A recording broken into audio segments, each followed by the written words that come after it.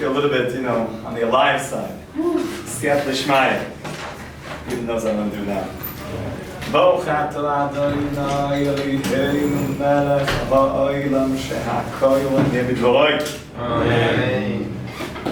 Okay, Baruch Hashem, my dear friends, let's jump right in. Yes? And what's in the tea? Yeah. do you think that we could please photocopy that page? Yes, that's a very good idea. Okay. I'm going to go do that right now. Well, Yeah. okay. 1, 2, 3, 4, 5, 6, 7, 8, 9, 10. At least 10 copies. You can't count you, you gotta count you. Yeah. But I don't see this. We better bring it in the beat. Whoa, where'd you get that hat? It was given to me. I like it. It was a gift. I like your shirt. Thank you. You look like you're on vacation. They say don't dress for the job you have, dress for the job you want to have. Aw. And I want to be retired.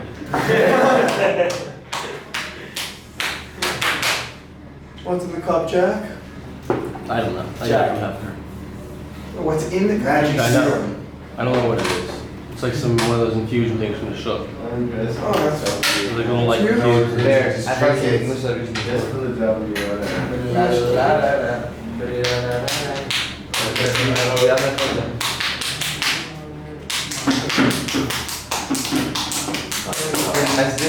this.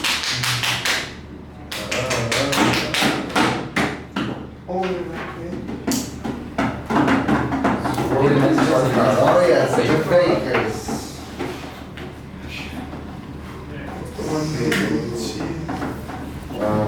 Okay, Baruch Hashem.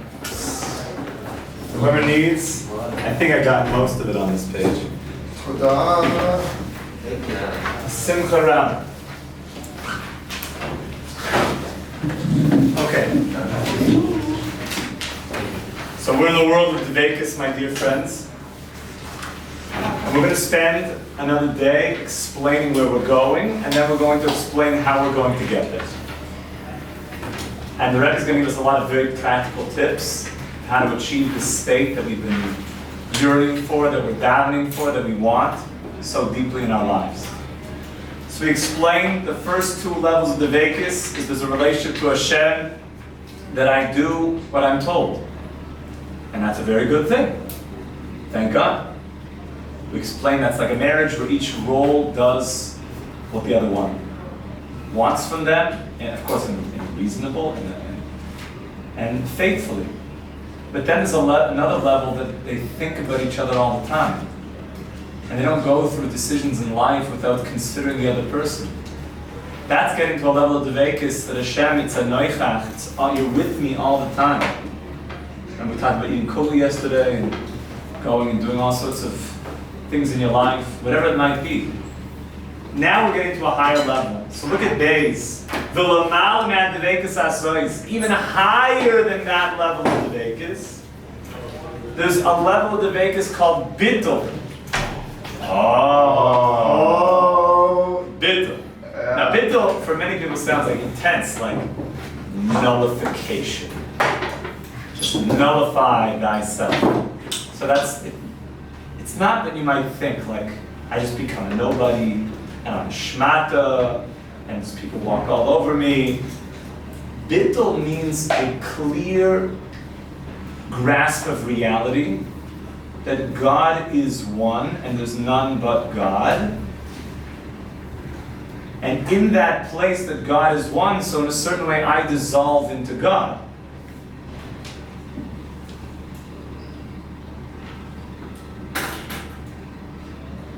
Now that's not a lowly feeling. In fact, that's a very, very lofty feeling. Because I'm dissolving into God and the me is disappearing, but I'm coming back into true reality.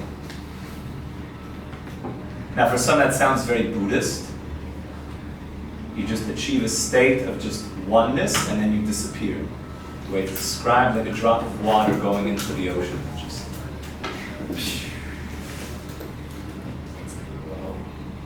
cool. The only problem there is that you leave reality. And we don't believe that a Jew should leave reality, in fact that he should come more into reality. However, you should take note that there's a level of Darkecha where a person gets to such a clarity of God's oneness that in a certain way he ceases to exist so much. By the way, there's even a higher level of this. The higher level of this is you do exist, but all you feel coursing through you is God's light. Which means all you feel as you walk through your life is that I'm a vessel of God's light. I'm an ambassador bringing God's light into the world. Using the language of Kabbalah, you become a chariot for God. What does it mean that Avram Avinu was the chariot of God's kindness in the world? It means that Avram Avinu aligned himself, Abraham, Av Haman Goyim, he aligned himself so much with God's quality of kindness and giving that God's sphera, his way of relating to the world through kindness, was completely embodied in Avram Avinu, that he was like a chariot to the will of the rider. Why is that expression used, a chariot? Everyone heard of the Merkava, the chariot? Oh, like a chariot. It sounds so like Egyptian. A chariot. The idea of the chariot is, does the chariot have its own will? No. It follows completely, faithfully the will of the rider, the one who's driving it. And therefore the idea of the chariot becomes the one who is able to totally become at one with the will of the rider, a faithful chariot, and thereby express the will of the rider completely, perfectly. How is this about Bittul? You can, oh, very good. Excellent. Bittul, there's a feeling like the person is dissolving. He just comes into a consciousness there's only God. The higher level is, there is me. I'm the chariot, and I feel God coursing through me, which means all that I have is from God, and I'm aware of it. Which means it's a higher level of unification between you and God. You actually become a bigger person on the higher level of Darkecha, as you can feel God completely coursing through you. Is it dissolving or like reunification? Because our neshama. So the bittul part is more of a dissolving, but the higher level of Darkecha is like a reunification. Is That's now when like we there's. see ourselves again, because that's really who we are. That's right. We see who we really are. We really are ultimately made as these chariots to be expressions of divine light. And how is that called, the higher level? At its highest level, you know what it's called? Yes, so. Prophecy. The highest levels of the Darkecha are called prophecy. You didn't know this when you signed up for the next 6 months, but you're really in a prophecy training program here. And I'm not the first person to mention that. That's right. How to fall in love again is really prophecy training. And I'm not the first person to mention that. If anybody opens up the Piasnetzler Rebbe, in the beginning of Achshar Sabreichem, whose yurtzeit just was, I know Kyle made a beautiful siyum and a matziv, was killed al Kiddush Hashem, Hashem Yochim Domov. So he there mentions that everything that the Baal Shem Tov was doing, like what is Hasidic thought? What are we really all about? You know, good herring and mikvahs and a lot of dancing. That's a good time. And it's a good time. Good sukkahs parties. Strimals. Strimals, in strimal fashion. Is that what we're all about? No. It's a good time though. But we're also into that. We're into bringing back the schools of prophecy. I thought we're past that point in time. It's not allowed anymore, not possible. It's always been available. The way it's compared to is like a radio signal. So the radio signal is there, we just don't have the antennae to pick up on it. But my father, when he got a shortwave radio, he was like picking up like under his covers and picking up on all sorts of, communications. So all of a sudden they were always there, but you don't have the antennae to grab it, then you can't access it. So the Baal Shem Tov is bringing back. That's really what real Chassidus is all about. Is bringing back the antennae, which is going to take us into the era of Mashiach, of retraining ourselves like the schools of the prophets. That's really what this is all about. Now, does this happen after 1 or 2 days? No, this is like long-term project. Yeah, I get it. Should we be doing that? I didn't know that was like what we should do. So the answer is yes. Yes. I don't think you're going to walk out of today saying like, no, the rabbi is teaching us to become prophets. So, it is yes and no. I don't mean that you're going to, this Motzi Shabbos, you're going to be sitting at the kotel, and the Lord is going to speak through you. I pray for that. B'ezrat Hashem, we all are praying for the return of prophecy. Prophecy is very real. They had schools of prophecy. It's a very real process of character refinement. This whole Sefer is about character refinement. Refining ourselves to become greater, more in tune human beings, more loving human beings, more deep human beings that can be receptive to these higher frequencies. The highest of which is prophecy. In our generation, are there levels below prophecy? You better believe it. It's called Ruach HaKodesh, where there are people that have gone through years of refining themselves that can now pick up on these frequencies. So the higher levels of the Darkecha is tuning into those frequencies of Ruach HaKodesh. So are we trying to get there? The answer is yes, my friends, we are. Is this something that happens after, a week or 2 weeks? Probably not, and very likely not. And if it does, that's probably a cause for concern. It's probably something from the dark side got involved. Yeah. But rather, what is our goal? Our goal is that you actually start on the journey of this. We're on the long, short path for those that are learning Tanya. But at least we're on the path. We're on a long, short path. We're on a long journey to get this done. But it's going to be much better than those that never started the journey. Mashiach shows up and he's like, see guys, you weren't on the path. It's going to be a bit of a challenge. Whereas those that said, I was faithfully spending my years in yeshiva, growing, learning, refining my character, learning Gemara, learning halacha, learning character refinement. So Mashiach is going to say, you are all primed for this. You guys are all ready to go. You're ready for this now. Right? Mason's like, feeling that. I'm feeling that. Though, you have to perfect your midos and learn the whole Torah, you're saying, before you can even...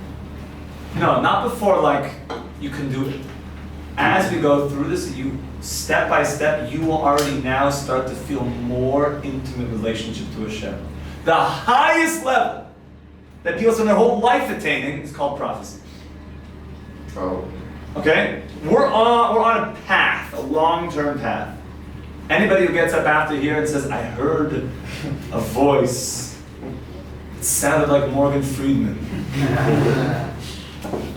So I'm going to put my arm around you and say, good thing you have a good therapist, maybe a psychologist, clinical psychologist, and we'll talk things out. We have to talk things out. But anyone who says, I start to rationally understand how, if we do this right, we can day in and day out go in the ways of our forefathers, the great masters of Chassidus, and our Rebbe the Baal Shem Tov, who has taught us how to begin the journey back, to reclaim the glory of Yisrael, and that amazing ability to relate to Hashem and then spread Hashem to all of humanity. That's what we're all about. And then you're going to be the teachers of that to the next generation and to teach the next generation. That's what the Messiah is all about. Okay, so that was these different levels. I just summed up Beis. Look at Gimel. Why would I want to do this? Why can't I just do all the mitzvahs? So I heard an interesting mashal today. A lot of the guys heard it from this very fine yid who was teaching us who worked for some of these big tech companies that were telling you how they're completely controlling you and manipulating all of your thinking in an extremely sophisticated way. So he gave a nice analogy that a person, he wakes up like in a bit of a trance and he's got this ball in his hand, remember that one? And everyone's like yelling him, they're like rooting him on, like, go, run, run. And everyone's looking at him, so at the moment he's like, he straightens his collar a little bit, just, make sure his hair is looking good, and, I don't know, fix his nails, make sure that they look nice. And then he just gets like clobbered and tackled. What should he do when he knows he's got the ball? Run! Go! Do something with it. So this Yid said a very nice thing. He said, all of the 613 mitzvahs are the rules of the game. You can't go out of bounds, you can't dribble, you can't, etc. But if you just stand there, you're also not really playing the game. You gotta run. The rules keep you in the zone, but you gotta run. You gotta play the game. It's a bit deeper than that analogy. The mitzvahs are also the means and the end, but only if you're aware of it. The mitzvahs are all to bring you to something called Darkecha. Why do we put on tefillin? To connect to Hashem. Why do we wear tzitzis? To connect to Hashem. Each in its own facet, with its own illumination. The Zohar says a person who does all the mitzvahs, but he does not do it with love and awe, which are qualities of Darkecha, is compared to a bird. The mitzvahs are like birds that is trying to fly heavenwards, but it's missing its two wings. The right wing is love, and the left wing is awe. And even if he has a lot of love and no awe, you ever try to see, sadly, a bird with one wing fly? You need two good wings, otherwise the mitzvahs stay grounded. They stay on the ground, they're not going anywhere. Only when the mitzvahs are fueled up with love and awe do they get catapulted and bring you, obviously nothing in physical state, it's all an analogy, they bring you into that closeness with Hashem. So that's what we're talking about here. Beside the fact that it's itself a mitzvah deraisa, sit back. And in Hashem you should cling. Many psukim in the Torah. Cleave to Hashem. Make the relationship very intimate. Higam, this is important, underline this 1,000 times in your Yom Darkecha. Higam atach l'shel kol ha-Torah mitzvahs. The purpose of all the other mitzvahs. To come to that relationship. The end game is not that you just look like a card-carrying, 613 man. Yeah, he's got those tassels. He's got that Sabbath table thing going. He got a goblet of ceremonial wine, and he's got all this ceremonial stuff. He's got a ceremonial, showbread sword that he uses to cut the necessary showbreads on the Friday Sabbath meal. That's not what this is all about. That you look the look and play the part. It's all about everything is taking me to what? Yehuda. It's all for the Darkecha. Shenit galana kadesha v'koycham nagil Darkecha amitis pelukos. V'nasig v'nichya es Hashem yisparach. that we come to understand Hashem. Nothing to understand. Yeah. We come to understand Hashem. It's all to get to that understanding. He brings from the Bach here, the Chayvus Halavavas. And if a guy says, you know what, in order to do the will of Hashem, you know what, it's enough that I just, I learn Torah, I come to morning Seder, I just, I do like, what I'm expected to do, but I don't need to feel it. It's enough, okay, I did it. I'm a Darkecha member, I showed up at 9 o'clock, I learned the Gemara, I don't close the Gemara until, shiur, and even then, I'm really into it. Of course I come to Shachris, because it's what you have to do, but am I live by Shachris? No, you don't have to. I spoke to a guy who said to me, we have a minhag in our family, an ancient minhag, that my father came late to shul, and his father came late to shul, and his father came late. So I have a minhag. I come 15 minutes late to Shabbos. It's our family minhag. This is the family custom. We all come late to shul, and we basically come as late as possible, leave as early as possible. That's the family minhag. You can't break custom. It's got you there. And I said, and he said, I received this from my father. There was a guy who was trying to get him up. He's like, I have a custom in my family. So he said the same to the guy that gets angry and is yelling at his wife. They have to go to the therapist, God forbid. So the guy says, my father would yell at my mother. His father was a yeller. His father, I come from a long lineage of angry yelling men. Well, what do you want from me? Of course I'm going to yell at my wife. So that's not an answer. It's not an answer. We have to be able to realize that yelling is just not taking me in the direction I want to go to.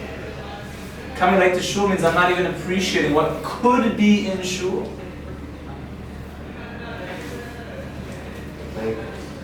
To vacant. That's what is available in shul. He's going to talk about tzaddikim in a second, yeah. How do you translate Darkecha? Totally externally. And he gives the example, he lives in a way where people do the mitzvahs by rote. That is a quote from the prophets, where the prophets were talking to Israel and they were saying, you guys have gone to a state, you do the mitzvahs, but you do them by rote. You don't feel anything anymore. You're just going through the motions. I think that's what God had in mind at Mount Sinai. He wants you, He wants your heart. God loses the main thing. That's the example they give. A guy that lives like this, it's like he's a body. He's a goylem. He's like a goylem there's no soul in there. Like a body without a soul, like a Neanderthal. Like the guy's going through the motion. I learned Torah, and I put on tzitzit. That's what it really looks like. Where's the soul in it? Where's the neshama? Neanderthal man. And it might be intelligent, but there's no feeling behind it. And it's already humanness has been robbed. It's like a robotic Judaism. That's very sad. That is the furthest thing from prophecy. Is it better to do less and not be robotic, or do more and be robotic? So, that's a very good question. It was answered, and it was said that really the best thing is to even do less, especially when it comes to davening. Better that a person should daven less than know what they're saying. Especially a person early on in his journey, do less and make it meaningful. When a person gets a little bit more, he can't say like, yeah, I'm not feeling it today, so I just won't do anything. I'll wait till I feel it.